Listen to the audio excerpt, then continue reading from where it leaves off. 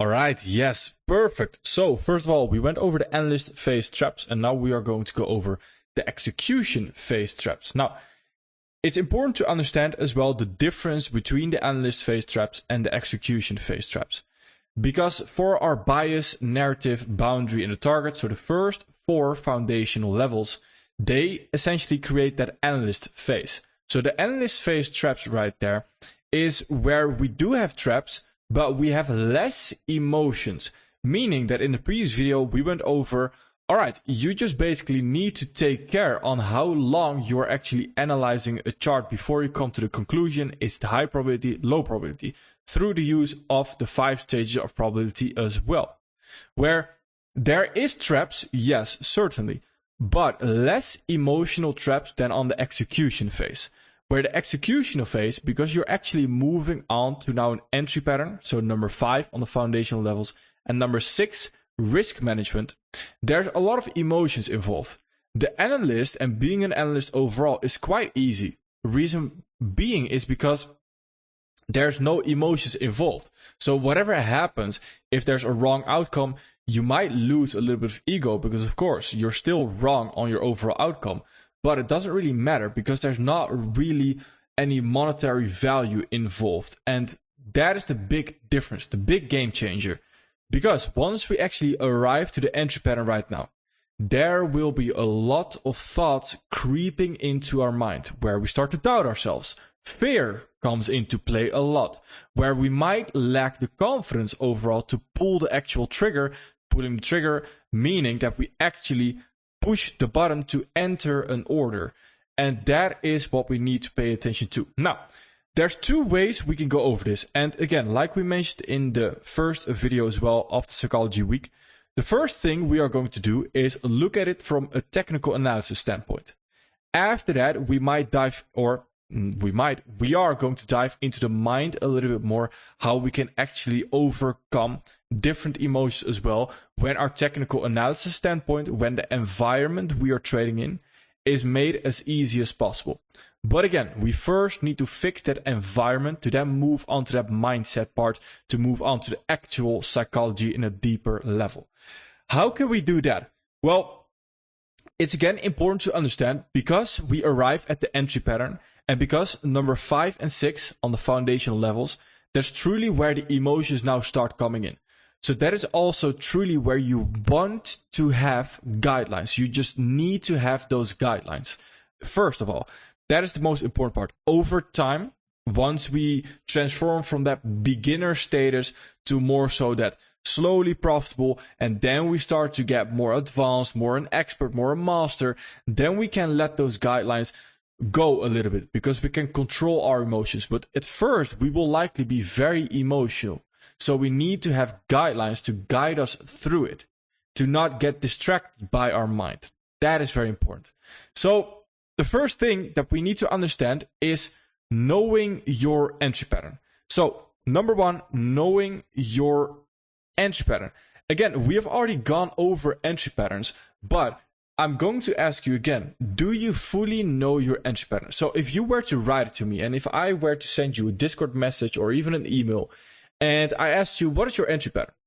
Then you should be able to recall that very easily, where you just have the ST plus re, or you enter on the float or the lot, or the float or the alt, sorry.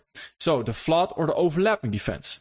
What do you enter on? All the specifics right there. What do you enter on? Do you know your entry pattern? Do you also know where you are looking for your entry pattern? So which PD array, which time frame do you now go into? I know, for example, if I'm going to recite my entry pattern to you, I'm going to say, well, it might be a weekly, daily, but I like to prefer the daily. So if I'm using a daily PD array, it's most likely going to be a Verweij gap because I mostly use daily Verweij gaps. The daily Verweij gap, that is where I need to have time agreeing. So I need to have time agree first on the actual news, so the economic calendar. Then after that, what I do is I go into my kill zone. For my kill zone right there, I just need us to tap into that daily Verweij gap right there, into the PD array. That creates that boundary. Then the swing high, previous day high, whatever it is, creates my target. For my entry pattern, that's going to be an ST plus a RE. I enter on the 15-minute fair value gap. So 15-minute ST plus RE, I enter on the flood, which is the fair value gap. I cover the lot depending on if it's in context of the 1 hour, 4 hour, etc. So in my mind right now, what have I done? It's as mechanical as it can be. And our trading plan right there is 80% mechanical. Again, that 80% mechanical is not where our potential is, but that is just purely to keep our psychology in check, to not mess up where we're going into a chart and we just don't know what to do. So it's our guideline. The 20% is again where the potential is, the intuition part, the experience part, which over time we have to build. If we stick to the same thing, we have to build on that. That is where your win rate will increase, where your RR will increase. That will come simply through time and experience, where that is also slowly where you start to control your emotions. But again, like we mentioned, first having those guidelines. So the first step right there to achieve that guideline is, again, knowing your entry pattern.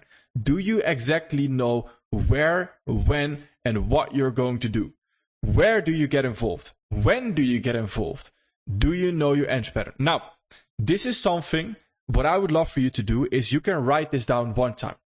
And you can make a very long list of this. Doesn't have to be that long.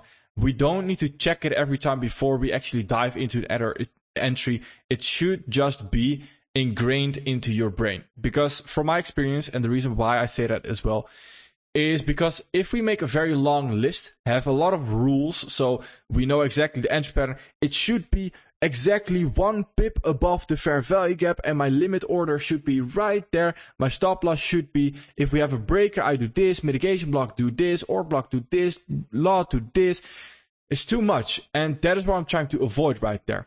Because if it's too much, that will also lead to psychology errors, where I just mentioned a very easy, simple trading plan, where I have my daily fair value gap. That daily fair value gap, I need to trade on a news day. So I need economic calendar to support the ID. Perfect. Do I have my kill zone to support the ID? Perfect. Hit the PD ray. Then 15-minute ST plus re-enter flood, cover lot, depending if we are in context on the 1 hour, etc. Perfect. That's exactly what I want to do right there. So I know every single step. Now, that is where, like I mentioned, we don't want to have too much rules. So be careful of that as well. And if you do notice that before you dive into an entry, for example, and you notice in your own trading that you have too much rules and you're simply not reading it, you don't remember it overall, then take a step back and keep it as simple as possible right there. Very easy to remember. All right, that is the first step. Now, the second step is knowing your target. So again, before you even get into a trade, you already know the target. Now, we have gone over target as well, where I would just advise, let's go for a simple 1 to 2 first. And depending on what the context, the target on fourth foundational level is as well, that is what we can target. So before we get into entry pattern, and that is why the foundational levels is as well, number 4 is the target.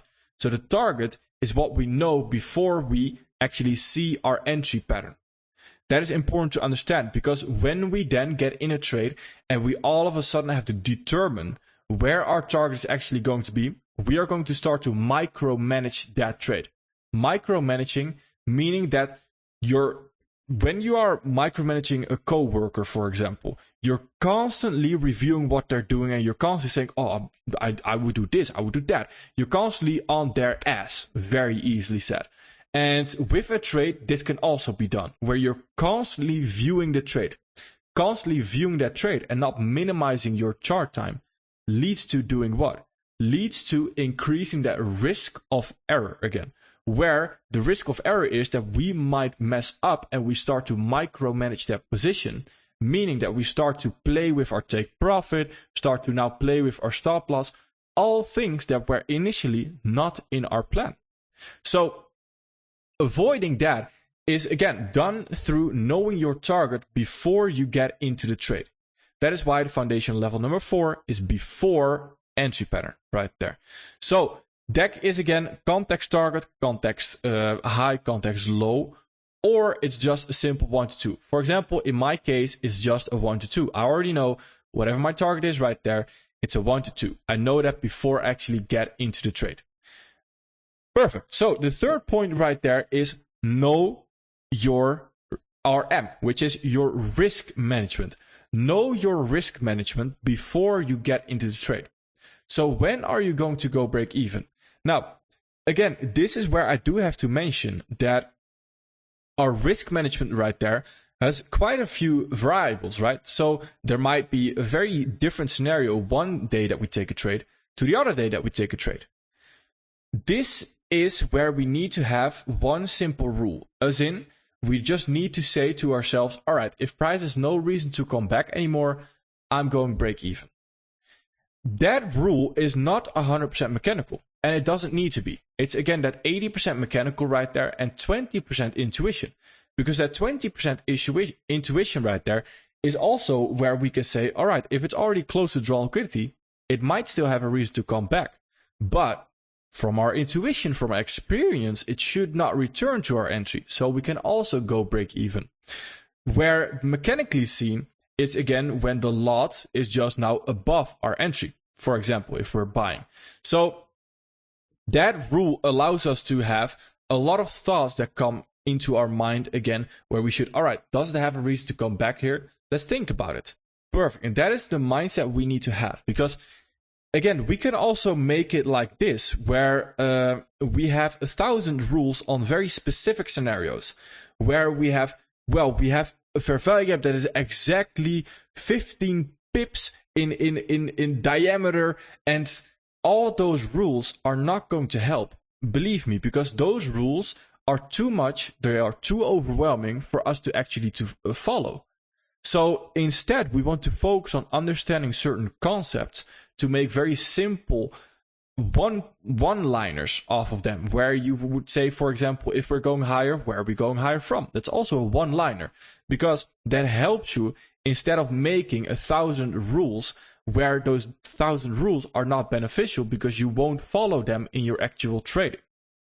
That is exactly our goal right there. So knowing your risk management is, where do you want to go break even? Will you know your risk management the first time you actually dive into a trade? Well, you already have a great idea because of the things we went over. But this is again where you will not learn how to swim unless you dive into the water. So the first time you dive into the water, you will likely remember, all right, I need to do this, need to do that, but it will still be different. It will not be like the books where they tell you you should do this. No, it will be a little bit overwhelming. So allow that as well to happen. That's part of the process, completely normal. So know your risk management. Then the fourth one, and arguably the most important one, because this is the step to prevent things from getting worse, is limit your trading. What do we mean with the fourth step right there? The fourth step is very important, and the reason why I say that, for a very long time, actually for years, I have limited my trading, as in I am only focusing on one trade a day. One trade a day. That is even with a long list of pairs that I can potentially trade. So if I'm looking at a filtering process, I'm always scouting for the best pair to trade. When I get to a best pair to trade, I focus on one pair a day and one trade a day. Whether that's a loss, a win, or a break even, I stop trading. I would highly advise to do this as well when you're just starting out. No matter the trading plan that you might have, I am highly advising you to limit your trading in the beginning. Only one single trade a day. Then taking a step back, seeing what happens after that loss, what happens after that win, what happens after that break even. How do I feel? Journaling your thoughts. What does that mean to journal your thoughts? Well, very simply said, it's when you are journaling your thoughts, before you get into the trade, you just very easily write down, how are you feeling right now? What are you actually feeling in the trade? So what are you feeling whilst I'm in the trade right now? I could write down, for example, I was a little bit hesitant to actually pull in the trade, to actually pull the trigger. Perfect. Write that down. Because if you're not aware of those things, then you will always have that problem, that obstacle to deal with. The first thing to actually overcome an obstacle is, of course, to see the obstacle, and then we can climb over it. So that is the first important part, which comes through journaling. Then after the trade is over, whether it's a loss, a win, or a break even, take a step back. Preferably close your chart. Take a step back. Start to journal. How are you feeling? Why are you feeling that, do you think? Can you know what happened? Did you mess up somewhere? Did you do good? Even if it's a loss doesn't always necessarily mean that you messed up somewhere. It's also just probabilities. The basics of the market is understanding also the probabilities playing out. So this is absolutely key. And I want to take this even a step further, where something major that helped me in my trading was recording myself. It was simply recording myself, me talking to myself. What does that look like? Well, I actually have a very funny is, I'm not sure if you can see this right here, but I have all old videos right there where I'm simply recording myself trading actually. These are, what is that? That's 2 years ago. That's very funny. And it's just me recording myself and talking to myself essentially. When I'm trading live, or when I used to trade live, it's not live as in I'm not trading for someone else. I'm starting my recording program. The recording program I use is OBS. It's completely free. Your computer, etc., might depending on the computer you have, you might see how you need to set it up, etc. overall. But I use OBS Studio. It's free to download, etc. I would highly advise it. The quality overall, etc. doesn't matter, as long as you can watch it back after the fact. If you can watch it back and you start to trade for that day, and you can just simply record yourself talking, just talking to yourself with a chart visually, and you record yourself, it's very beneficial. And the reason why that is because when you talk to yourself and you are trading, you are likely going to say a lot of positive things. And if not, we can watch that back and we can eventually say, hey, we were pretty negative to ourselves and we said a lot of weird things. Where, for example, in our risk management, we will likely not say to ourselves, well, I am now going to go break even earlier. That is not in my trading plan, but I'm going to go break even earlier because I feel a lot of emotions coming up. No, because you're recording yourself, it automatically almost feels like you are talking to someone. Even when there's nothing, there's no one there. But it feels like you have this obligation to actually perform your trading plan to the best. And this is what I would highly advise as well. Recording yourself trade. This is a big game changer in my trading journey as well. So if you can do that, I would highly advise it.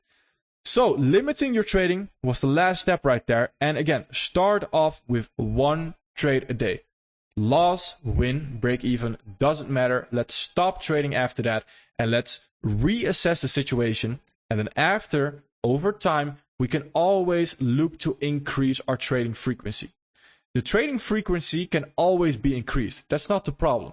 Let's try to first have very little trade frequency, as in just one trade a day first. That is very important. So after these steps are successfully done, so after these steps are implemented into your trading, we might still have fear coming up, which is, again, this is not to take all the fear away, because that fear will still be there. But these guidelines here help us to overcome that fear, because when we have that fear here and we are just following the steps, then all it takes next is discipline to actually still pull the trigger. Where if we have the discipline to still pull the trigger, perfect. Absolutely perfect. So fear and those emotions will still most likely come rising up. Where if we have the guidelines, they help us to make the environment very easy. What we are going to discuss later on is now that we need to become aware as well. So we need to become aware of the fact how we react to those emotions. When are the emotions coming up to rise, etc. That is all things we are going to discuss in the next video as well. So if we don't have those guidelines, then it's going to be even worse, because then we're going to be all over the place. But with those guidelines, with making the environment very easy to actually trade in, it's going to be easy to keep our psychology in check. So what does that actually look like? Well, let's take the example here again on NASDAQ. On NASDAQ right here, we had the weekly value, of course, which we can continue higher off of right there. And then afterwards, we just want to look for our entry pattern. So on the 4 hour, we actually had ahead of that NFP, we had this right there. We had a sting into that fair value gap. Perfect. Ahead of NFP. Now, this is where, in this situation, of course, I'm also going to show you a different situation, but in this situation, you could be more emotional. Why is that? Because ahead of NFP, we don't necessarily know where it's going to sting into. That uncertainty is giving us a little bit more emotions, as in it's putting us in a higher emotional state.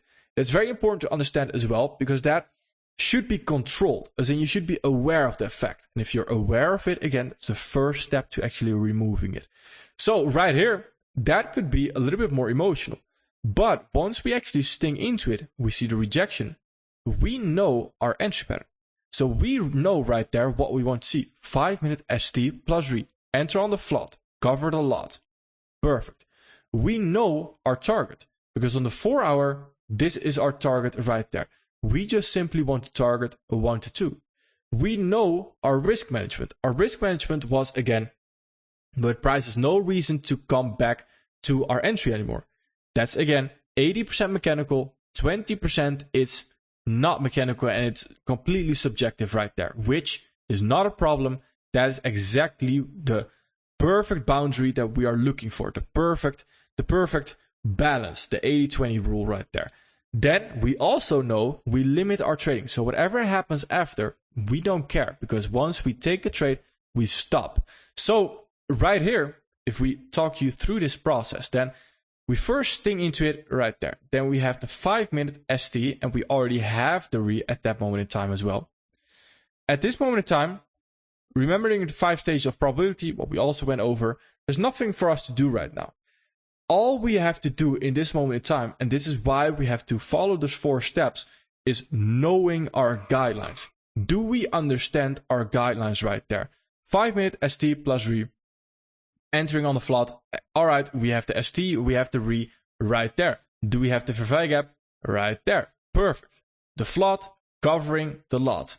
Perfect. Well, we could argue again, this is also where over time that experience comes in, because my experience would tell me, hey, we can cover the bodies. Definitely right there. That is over time what you also develop.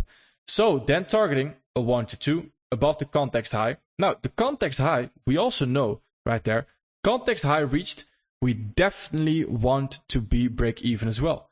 So right there, we just simply want to be break even. We enter, continue higher, break even, take profit right there. Now, of course, in between those stages right there, we are going to have different emotions. But as long as we can stick to the guidelines right there, it will become a lot easier. What are we going to do with the emotions that actually come up in our trading? That is also where we have psychology worksheets, which we're also going to work with. So I want to show you one more example, of course, on EU as well, where on EU, we had, of course, the daily fair value gap, which we can continue higher off of.